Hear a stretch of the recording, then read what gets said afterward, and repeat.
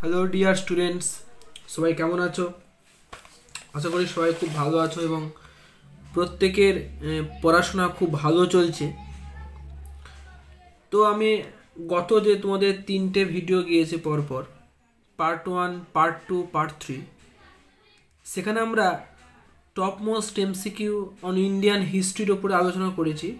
Indian হিস্ট্রির ওপরে আরও বেশ কিছু আসবে, আর বেশ কিছু ভিডিও পাবো। তো এখন আমরা আজকে এটা আলোচনা করব ভারত ও পৃথিবীর ভূগোল সম্পর্কে আমরা আলোচনা করব। এখানে আমরা কিছু টপ মোস্ট এমসিকিউ যেগুলো হয়তো বিভিন্ন পরীক্ষায় এসেছে বা হয়তো কোনো পরীক্ষার জন্য গুরুত্বপূর্ণ মনে হবে, সেইগুলো কিন্তু আমরা সলভ করার চেষ্টা করবো। তো চলো শুরু করা যাক। বলছে কোনো স্থানের সমুদ্রের জলে লবণতার পরিমাণ সর্বাধিক, মানে কোন জায়গায় সমুদ্রের জলে সব থেকে বেশি পরিমাণে লবণ থাকে?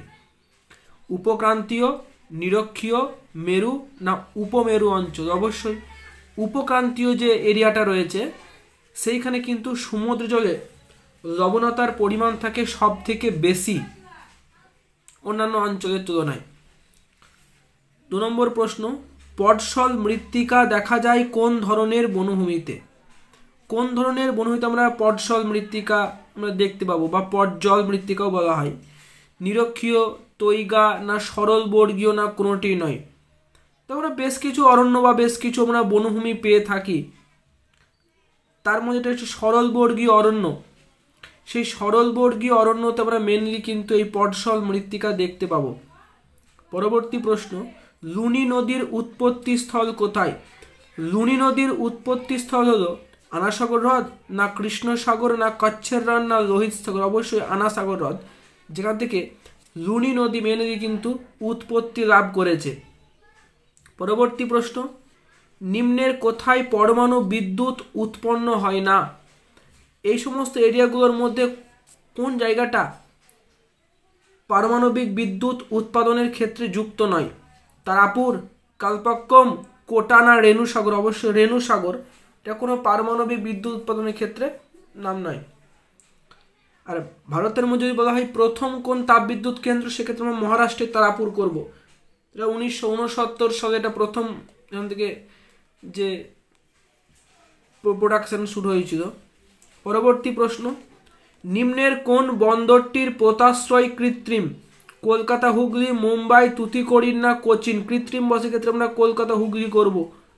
পরবর্তী প্রশ্ন, জেকোবাবাদ কোথায় অবস্থিত? যেটা ধরা হয় যে পৃথিবীর মধ্যে সব থেকে উষ্ণতম স্থান ধরা হয়। পশ্চিম পাকিস্তান, পূর্ব পাকিস্তান, উত্তর পাকিস্তান না দক্ষিণ পাকিস্তান? একদম পাকিস্তান, এটা হচ্ছে একদম পশ্চিম দিকের এলাকা, সেইখানে কিন্তু মেনলি এই জেকোবাবাদটা রয়েছে। পরবর্তী প্রশ্ন, জাপানের 4টি প্রধান দ্বীপের মধ্যে বৃহত্তম দ্বীপের নাম কি? হোক্কাইডো, হনসু, শিকোকু না কিউসু? জাপানের এই মেনলি যে 4টে অপশন দেখছো, এই 4টা কিন্তু মেন প্রধান দ্বীপ। এদের মধ্যে সব থেকে বড় দ্বীপের নাম হচ্ছে হনসু দ্বীপ, সব থেকে বড় দ্বীপ জাপানের মধ্যে। পরবর্তী প্রশ্ন, দামোদর, তিস্তা ও মহানন্দা 3 নদী সম্পর্কে কোন কথাটি সত্য? যে এরা সবাই হচ্ছে পশ্চিম বাহিনী নদী, না এরা সবাই পূর্ব বাহিনী নদী, না এরা সবাই উত্তর বাহিনী নদী, না এরা সবাই দক্ষিণ বাহিনী নদী? দামোদর, তিস্তা, মহানন্দা, এই যে নদীগুলোর নাম করা হলো, যেগুলো মেনে অনেক পশ্চিমবঙ্গের মধ্যে দেখতে পাবো, এই 3টে নদী হচ্ছে পূর্ব বাহিনী নদী, ইস্টার্ন ফ্লোয়িং রিভার বলা হয় এগুলোকে। পরবর্তী প্রশ্ন দিকে যাব আমরা।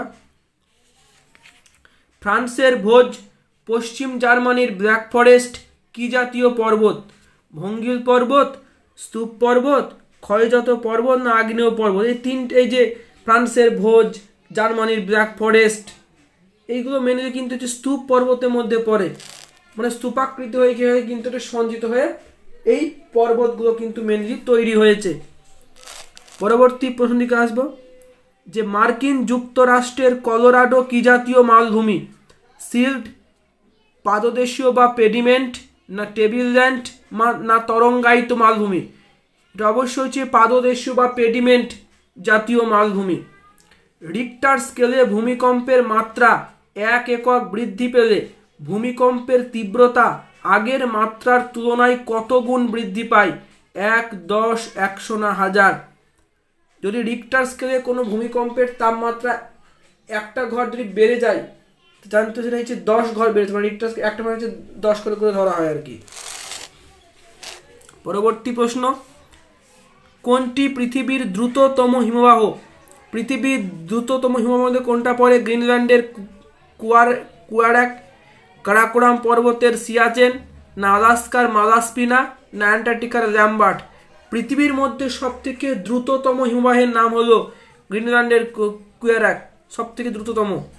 পরবর্তী প্রশ্ন, উত্তরপ্রদেশ ভেঙে কবে উত্তরাঞ্চল রাজ্য গঠিত হয়? 1 নভেম্বর 2000 সাল, না 9 নভেম্বর 2000 সাল, না 15 নভেম্বর 2000 সাল? অবশ্যই এখানে অপশন দিতে কোনো মতেই হতেই পারে না, এটা অপশন এমনিতেই হবে না। উত্তরপ্রদেশকে ভেঙে উত্তরাঞ্চল তৈরি হয়েছিল, এটা হচ্ছে হবে 9 নভেম্বর 2000 সালে। পরবর্তী প্রশ্ন, আফগানিস্তানের দীর্ঘতম নদীর নাম কি? হেলমন্দ, আমুদরিয়া, হরিকন্দ, না কাহাকাল? আফগানিস্তান এর দীর্ঘতম নদীর নাম হলো হেলমন্দ নদী। তো যেহেতু আমরা আফগানিস্তান পড়ছি, তাই আমরা জেনে রাখবো যে ভারত এবং আফগানিস্তান এই দুইয়ের মধ্যে যে একটা বর্ডার বা সীমারেখা রয়েছে, তার নাম কি? তার নাম কি? Durand line. চলো পরবর্তী প্রশ্ন, পশ্চিমঘাট পর্বতের সর্বোচ্চ শৃঙ্গের নাম কি? কলসুবাই, সালহের, মহাবালেশ্বর, না হরিশ্চন্দ্রগড়? ওয়েস্টার্ন ঘাট। পশ্চিমঘাট পর্বতের সর্বোচ্চ শৃঙ্গ অ্যাকর্ডিং টু অপশন কলসুবাই করব আমরা। পশ্চিমঘাট পর্বতের কোন অংশ বৃষ্টির ছায় অঞ্চল? উত্তর অংশ, দক্ষিণ অংশ, পূর্ব অংশ, না পশ্চিম অংশ?